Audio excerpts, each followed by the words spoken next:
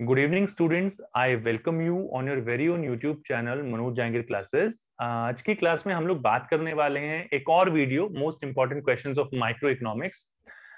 Unit number 3 की बात कर रहे हैं। पहला पार्ट है ये जो प्रोडक्शन फंक्शन के चैप्टर के ऊपर बेस्ड है। यूजुअली इससे पहले इसमें 5 यूनिट्स हुआ करती, 5 यूनिट्स नहीं, 5 अलग अलग चैप्टर्स हुआ करते थे।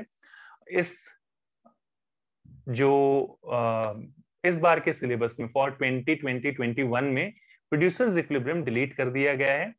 मैं ये तो नहीं कहूंगा कि आपके पेपर में सिर्फ यही क्वेश्चन आएंगे, लेकिन इतना जरूर कहूंगा कि हाँ, इन्हीं में से आएंगे क्वेश्चंस, ये मैं गारंटी देता हूं आपको। तो हर एक क्वेश्चन बहुत ज्यादा इंपॉर्टेंट है, ध्यान दीजिए। 1 मार्कर या बाकी सारी चीजों के लिए आप क्वेश्चन जितने ज्यादा करें उतना आपके लिए अच्छा है। ये सिर्फ 6 मार्कर, 4 मार्कर और 3 मार्कर क्वेश्चंस के लिए मैंने ये सारी चीजें आपको बताई हैं। सबसे पहले बात करते हैं क्वेश्चन नंबर 1 के बारे में।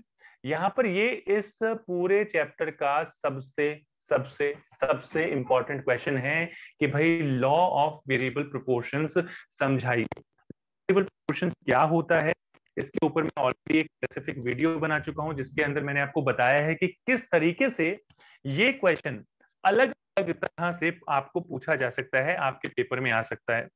ज्यादातर ये क्वेश्चन होता है, वैसे तो अगर स्ट्रेट फॉरवर्ड की मैं इस क्वेश्चन की बात करूं तो आपसे पूछा जाएगा explain the law of variable proportions with the help of TP, MP, TP. ये 3 क्वेश्चन तो आपके सामने ही बन गए हैं कि किस तरीके से पूछे जा सकते हैं। इसके अलावा इसको रिटर्न्स टू अ फैक्टर भी कहा जाता है। इसी क्वेश्चन को अगर आप देखेंगे, क्योंकि यहाँ पर कुछ फैक्टर्स हमारे पास सिर्फ एक फैक्टर होता है लेबर, जो वेरिएबल होता है, और बाकी सारे फैक्टर्स हमारे पास जो है वो कांस्टेंट होते हैं। And this is why it is called as law of returns to a factor, कि यहाँ पर सिर्फ एक फैक्टर में चेंज आता है, जिसकी वजह से पूरा ये जो लॉ ऑफ वेरिएबल प्रोपोर्शन में एक्सप्लेन करते हैं। तो यहां पर यही क्वेश्चन अलग अलग तरीके से पूछा जा सकता है। जैसे मैं यहां पर बात करूं, आपको बोला जा सकता है कि एक्सप्लेन दैट लॉ, वो लॉ बताइए जिसके अंदर in which only one variable changes, जहां पर सिर्फ एक वेरिएबल जो है वो चेंज होता है और प्रोडक्शन को चेंज किया जाता है। वन वेरिएबल चेंजेस, इस तरीके से करके भी आपको क्वेश्चन पूछा जा सकता है। तो इसके ऊपर मैंने अलग से वीडियो बना रखा है, आप चाहें तो प्लेलिस्ट में जाके माइक्रो इकोनॉमिक्स के उस वीडियो को देख सकते हैं। बहुत डिटेल में बात की हुई है इसके बारे में, यहाँ पर मैं आपको इतना डिटेल में नहीं बताऊंगा। तो ये क्वेश्चन जो है इस तरीके से आया हुआ था, what type of production function is this in which only one input is increased and others kept constant.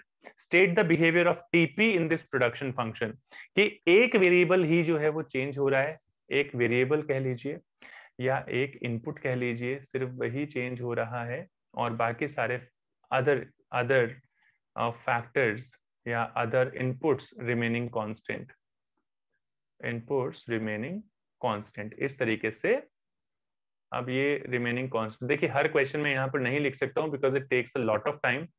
Remaining constant, इस तरीके के प्रोडक्शन लॉ ऑफ प्रोडक्शन को समझाइए। रिटर्न्स टू फैक्टर हो गया, या अलग अलग तरीके से पूछा जा सकता है। मैं इन शॉर्ट आपको एक छोटी सी बात बताऊंगा, इसके 3 फेजेस होते हैं। सबसे पहले लॉ ऑफ वेरिएबल प्रोपोर्शन क्या होता है।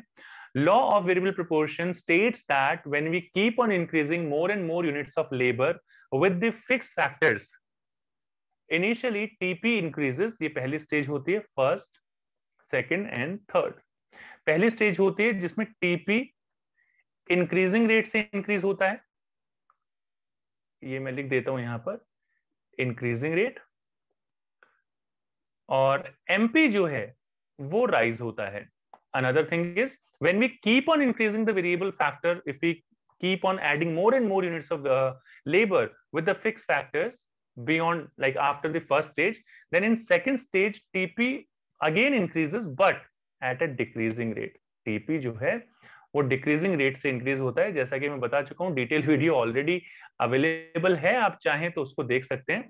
और तीसरी चीज कि भाई अगर तीसरी स्टेज, अगर फिर भी उसके बाद सेकंड स्टेज के बाद भी हम इसको प्रोडक्शन को कंटिन्यू करते हैं, तो टीपी अब जो है वो फॉल होने लगता है। यहाँ पर सिंपल सा है कि बस फॉल होगा, टीपी फॉल्स, कोई नई चीज नहीं है यहाँ पर। और एमपी जो है वो आपका नेगेटिव हो जाता है, ये यहाँ पर समझने वाली बात है।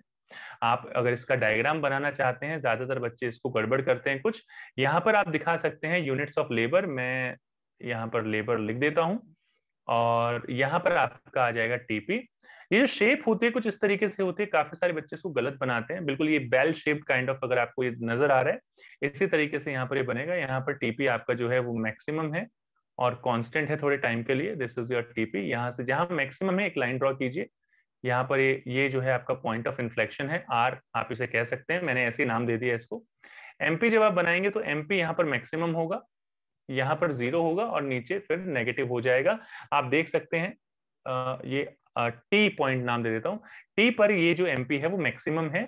आप इस तरीके से इसको एक्सप्लेन कर सकते हैं। 3 stage law of variable proportion में जरूर बताइए।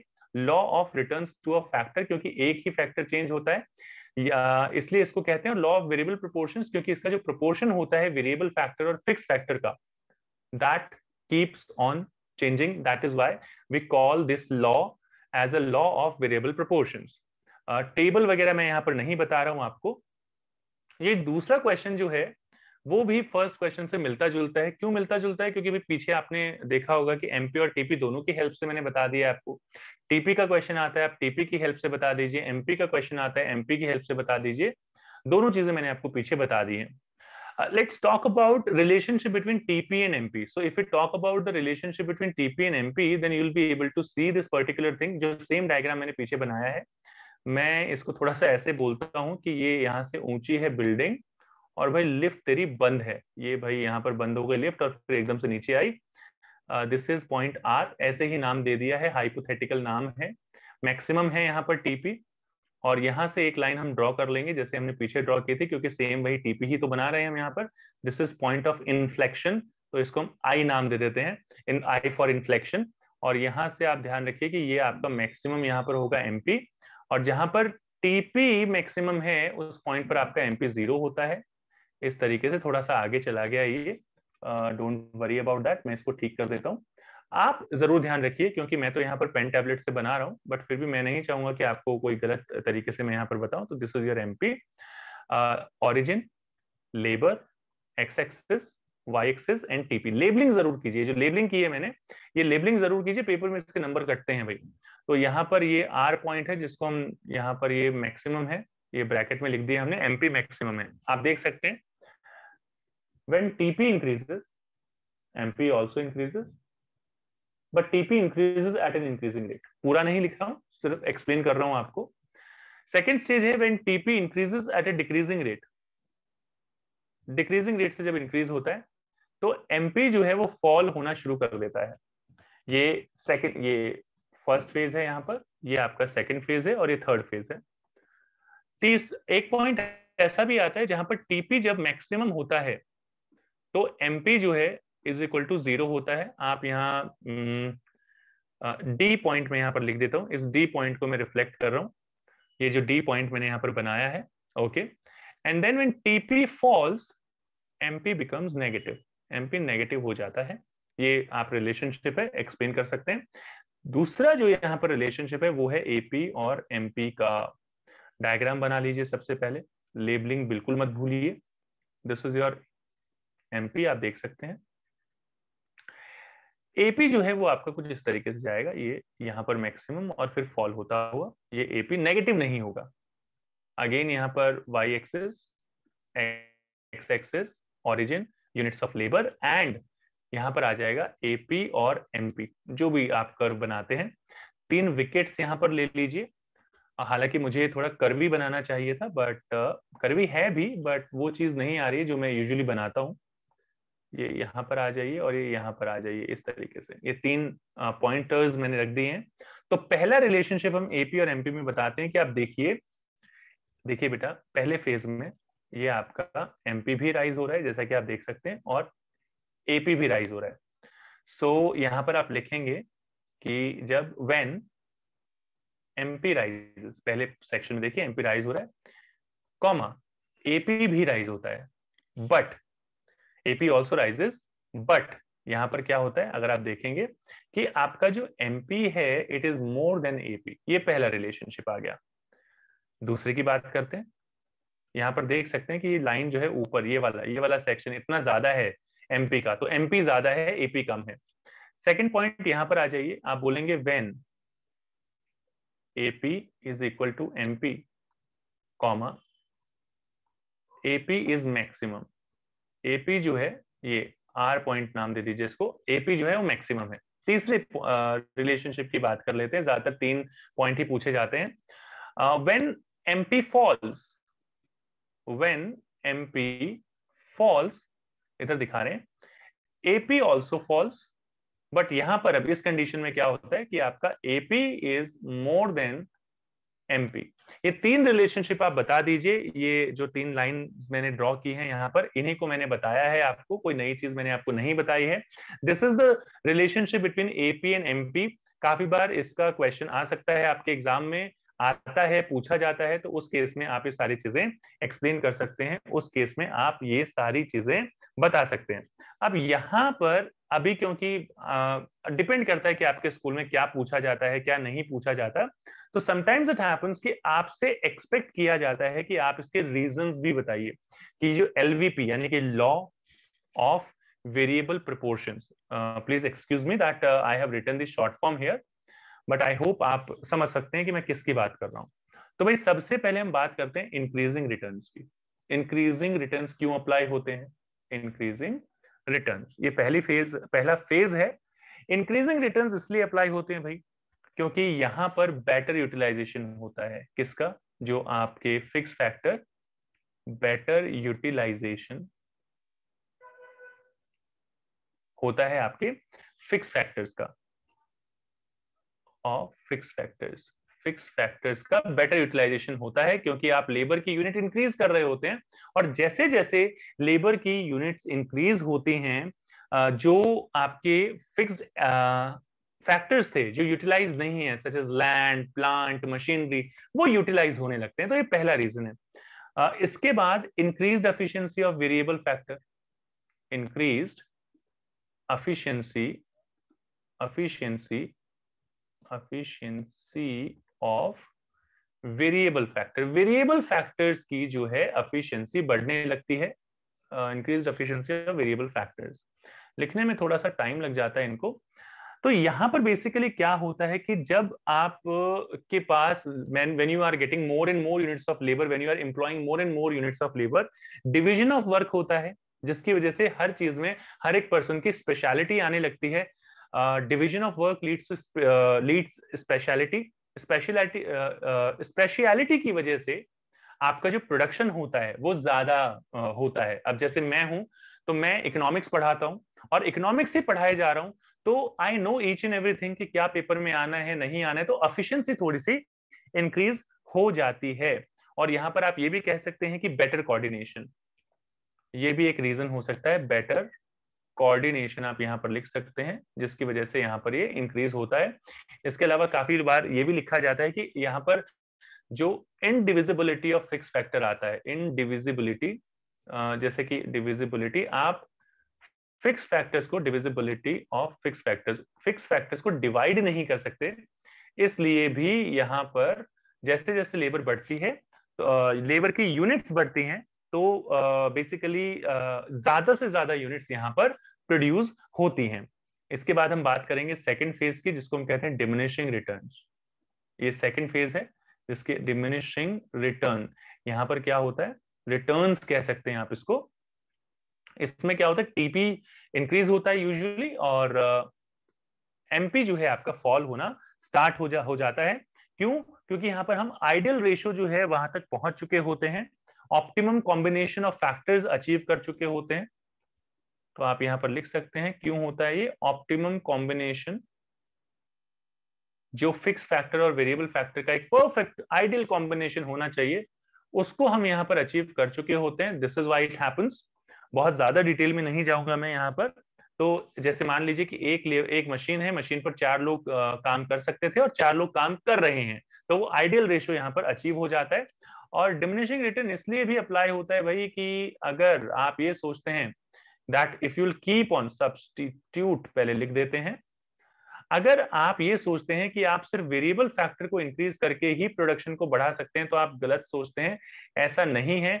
आप जो है variable factor is not a perfect substitute for fix factors. आपको फिक्स फैक्टर्स यानी मशीन, लैंड, प्लांट, इनको भी after point of time increase करना पड़ेगा, अदरवाइज फिर डिमिनिशिंग रिटर्न्स तो अप्लाई होंगे ही होंगे। नेक्स्ट हमारे पास आता है negative returns to a factor. अगर हम नेगेटिव रिटर्न्स की बात करें, नेगेटिव रिटर्न्स उस सिचुएशन को कहते हैं जब आपका टीपी जो है, रिटर्न्स उस सिचुएशन को कहते हैं जब आपका टीपी फॉल होने लगता है और एमपी जो है आपका नेगेटिव हो जाता है। तो ये इसलिए होता है, पहला रीजन है लिमिटेशन ऑफ फिक्स फैक्टर, कि फिक्स फैक्टर की एक लिमिट होती है जहां तक वो आपको प्रोड्यूस करके दे सकते हैं। बियॉन्ड दैट अगर आप वेरिएबल यूनिट्स को बढ़ाते जाएंगे, वेरिएबल फैक्टर्स को बढ़ाते जाएंगे, तो इतना ज्यादा प्रोडक्शन को आप इंक्रीज नहीं कर सकते हैं। लिमिटेशन तो बहुत शॉर्टकट बता रहा हूं मैं, ऑलरेडी वीडियो बना चुका हूं इसके ऊपर, आप चाहें तो डेडिकेटेड वीडियोस देख सकते हैं, डिस्क्रिप्शन में आपको उनका लिंक मिल जाएगा। यहाँ पर पुअर कोऑर्डिनेशन होने लगता है क्योंकि बहुत ज्यादा जब कोऑर्डिनेशन बहुत ज्यादा जब वेरिएबल फैक्टर्स यहाँ पर आते हैं तो कोऑर्डिनेशन इतना बेटर नहीं रहता, which is also a problem. और यहाँ पर एफिशिएंसी जो है डिक्रीज होने लगती है, decreased efficiency of variable factor, efficiency of variable factor, variable factors की यहाँ पर एफिशिएंसी डिक्रीज होने लगते हैं। बहुत ज्यादा यूनिट्स ऑफ लेबर हो जाते फैक्टर, जिसकी वजह से जो प्रोडक्शन का जो आउटपुट आना चाहिए, जो स्पेशलाइजेशन के एडवांटेजेस मिलने चाहिए, वो यहाँ पर नहीं मिल पाते हैं। तो ये कुछ रीजंस हैं और ये काफी बार टीचर्स पूछ लेते हैं कि भाई रीजंस बताइए कि रिटर्न्स टू अ फैक्टर या लॉ ऑफ वेरिएबल प्रोपोर्शन के पीछे कौन कौन से रीजंस होते हैं, कौन किस किस स्टेज के पीछे। तो कोई भी दो पूछे जाते हैं ज्यादातर आपसे, लेकिन अगर आप किसी प्राइवेट स्कूल में पढ़ते हैं तो शायद 3 भी पूछे जा सकते हैं आपसे, डिपेंड करता है आपके क्लास टीचर पर। यहाँ पर जो है नेक्स्ट पॉइंट, जो नेक्स्ट क्वेश्चन है, हालांकि ये क्वेश्चन बहुत कम आता है, वैसे तो जितने क्वेश्चंस आने चाहिए आते हैं वो मैंने ऑलरेडी आपको बता दिए हैं, लेकिन फिर भी काफी बार ऐसा होता है टीचर्स जो है इसमें से छोटे छोटे क्वेश्चंस इस तरीके के क्वेश्चंस भी देना प्रेफर करते हैं, देते हैं। तो सबसे पहले हम पार्ट 1 ले लेते हैं भाई, वेरिएबल फैक्टर क्या होता है और फिक्स फैक्टर क्या होता है। तो ये हमने नाम दे दिया इसको ए, और ए की बात करें तो वेरिएबल फैक्टर्स वो फैक्टर्स होते हैं जो प्रोडक्शन के साथ, व्हेन प्रोडक्शन इंक्रीजेस, जब प्रोडक्शन आपका इंक्रीज होता है तो वेरिएबल फैक्टर भी इंक्रीज होता है। यानी कि प्रोडक्शन अगर इंक्रीज होगा तो ये भी इंक्रीज होंगे और डिक्रीज होगा तो ये भी डिक्रीज होंगे, यानी कि पॉजिटिव रिलेशनशिप होता है। जैसे कि कोई समोसे बनाता है, अगर वो 10 समोसे के बजाय 20 समोसे बनाएगा, प्रोडक्शन बढ़ेगा, तो वेरिएबल फैक्टर्स यानी कि इनपुट्स वगैरह जो हैं वो भी ज्यादा रिक्वायर्ड होंगे, रॉ मटेरियल वगैरह ज्यादा रिक्वायर्ड होगा, ऑयल वगैरह ज्यादा रिक्वायर्ड होगा, गैस वगैरह ज्यादा रिक्वायर्ड होगी। जबकि फिक्स फैक्टर की अगर मैं बात करूं, एफ फिक्स फैक्टर्स, तो प्रोडक्शन के इंक्रीज या डिक्रीज होने पर फिक्स फैक्टर में कोई चेंज नहीं आता। जैसे मान लीजिए आप समोसे बना रहे हैं तो आपकी शॉप का जो स्पेस है that is going to remain constant, आपके पास जो गैस स्टोव है the unit is going to remain constant, आपके पास जो काउंटर वगैरह जहां पर कोई पर्सन बैठा हुआ है, तो इस तरीके के फिक्स फैक्टर्स, रेंट वगैरह जैसे हो गया, they are going to remain constant. अब यहाँ पर चेंज नहीं होते हैं बेसिकली। रिलेशन, रिलेशन की यहां पर बात करते हैं, relation with production, relation with production, तो ये मैं ऑलरेडी आपको बता चुका हूं कि यहां पर प्रोडक्शन बढ़ता है तो वेरिएबल फैक्टर्स भी इंक्रीज होते हैं, तो positive relationship and vice versa. यहां पर नो रिलेशन, कोई नो डायरेक्ट रिलेशनशिप या नो डायरेक्ट रिलेशन, यहां पर ऐसा कोई रिलेशनशिप देखने को नहीं मिलता। इसके बाद बात करें, यहां पर कुछ एग्जांपल्स दे दीजिए भाई। तो एग्जांपल है आपका जैसे कि रॉ मटेरियल हो गया, जैसे मैंने बताया अभी अभी आपका रॉ मटेरियल हो गया, देन कैजुअल लेबर हो गई, पावर या इलेक्ट्रिसिटी जैसे इसका खर्चा हो गया, फ्यूल वगैरह हो गया। तो इस तरीके के ये वेरिएबल फैक्टर्स आ गए हैं। फिक्स फैक्टर्स की बात करें तो जैसे प्लांट आ गया, मशीनरी आ गई, इस तरीके की जो चीजें होती हैं ये हमारे फिक्स फैक्टर्स में आती हैं। सैलरी ऑफ परमानेंट स्टाफ या permanent staff not salary, building वगैरह ले लीजिए, तो इस तरीके की चीजें यहाँ पर आती हैं। परमानेंट स्टाफ भी लिख सकते हैं आप, ETC मैंने लिख दिया है। अगर हम बात करते हैं यहाँ पर शॉर्ट रन और लॉन्ग रन की, तो शॉर्ट रन और लॉन्ग रन की मैं बात करूं तो short run is that time period जहां पर वेरिएबल फैक्टर्स जो हैं, like short run is that period in which output can be changed by changing only variable factors. सिर्फ वेरिएबल फैक्टर्स को चेंज करके प्रोडक्शन इंक्रीज किया जा सकता है। जबकि लॉन्ग रन में अगर मैं बात करूं तो long run is that time period in which all the factors are basically variable and production can be change by changing all of them, all the factors of production, उनको change करके यहाँ पर किया जा सकता है प्रोडक्शन को change. अगर मैं बात करूं यहाँ पर क्लासिफिकेशन का, तो फैक्टर्स को टू पार्ट्स में डिवाइड किया जा सकता है फैक्टर्स ऑफ प्रोडक्शन को शॉर्ट रन में। शॉर्ट रन दो पार्ट्स में डिवाइड करता है इनको, पहला वेरिएबल फैक्टर और दूसरा फिक्स फैक्टर। जबकि लॉन्ग रन में all the factors of production are variable factors, यहाँ पर सारे फैक्टर्स वेरिएबल फैक्टर्स होते हैं। तो ये दो मैंने आपको पॉइंटर्स बताए हैं, एक डेफिनेशन और एक classification of factors of production. कौन से स्टेज में प्रोडक्ट प्रोड्यूस करना चाहिए, कौन से स्टेज में एक रैशनल प्रोड्यूसर प्रोड्यूस करता है, यहाँ पर ये भी क्वेश्चन काफी बार आता है। तो ये क्वेश्चन बेसिकली यहाँ पर क्वेश्चन नंबर 1 से ही रिलेट करते हुए मैं बताऊंगा आपको। तो बेसिकली कोई भी प्रोड्यूसर जो है वो स्टेज 2 में प्रोड्यूस करना चाहेगा, क्योंकि ये उसके लिए सबसे बेनिफिशियल कंडीशन होती है, जब तक कि उसका एमपी जो है पॉजिटिव रहता है। जब तक मार्जिनल प्रोडक्ट पॉजिटिव होगा, the producer will produce the goods and services. तो सबसे फिजिबल जो सिचुएशन रहती है प्रोड्यूसर के लिए, दैट इज द स्टेज 2। तो स्टेज 2 में कोई भी एक रैशनल प्रोड्यूसर जो है वो अपना आउटपुट प्रोड्यूस करना चाहेगा। ये क्वेश्चन काफी बार आ जाता है, 1 नंबर में आ जाता है, बाकियों में आ जाता है, तो इसका ध्यान रखिए, तरीके से इन क्वेश्चंस को कीजिए। मैं फिर से कह रहा हूं कि ये क्वेश्चंस मैं आपको बता रहा हूं कि एक इंपॉर्टेंट, मतलब आप इतना एक रेस्पेक्टेबल स्कोर जो है वो लेके आ जाएं इन क्वेश्चंस को करने के बाद। बाकी अगर आपको वीडियो अच्छा लगा तो आप वीडियो को लाइक कर सकते हैं, दोस्तों के साथ शेयर कर सकते हैं, चैनल को सब्सक्राइब कर सकते हैं इसके नेक्स्ट पार्ट के लिए और इसी तरीके के वीडियोस के लिए। आपके अगर कोई डाउट्स हैं तो you can write in the comment section. I read all the comments and I do reply off your comments basically. अगर आप हमें फेसबुक और इंस्टा पर फॉलो करना चाहते हैं, वहां पर भी फॉलो कर सकते हैं, मनोज जहांगीर क्लासेस के नाम से ही हमारा पेज है। एक पेज एकेडमिक ट्रबल शूटर्स के नाम से भी है। आप टेलीग्राम या व्हाट्सएप ग्रुप ज्वाइन करना चाहते हैं, डिस्क्रिप्शन में लिंक है, ज्वाइन कर सकते हैं। Most important like question papers वगैरह के लिए या बाकी सारे स्टफ के लिए। और आपको इसकी सारी प्लेलिस्ट या वीडियोस जो है वो मैंने बताई हैं, वो आपको डिस्क्रिप्शन में इनका लिंक मिल जाएगा। Thank you all of you for giving your precious time and watching this video. Next video में हम बात करेंगे कॉस्ट के क्वेश्चंस की। तो इस वीडियो को पहले लाइक कीजिए, शेयर कीजिए, स्प्रेड कीजिए अपने दोस्तों में, अपनी क्लास में। उसके बाद इसका जो नेक्स्ट पार्ट है, that is what I am going to make, and subscribe कर लीजिए इसके नोटिफिकेशन के लिए। मिलते हैं नेक्स्ट क्लास में। Thank you so much all of you.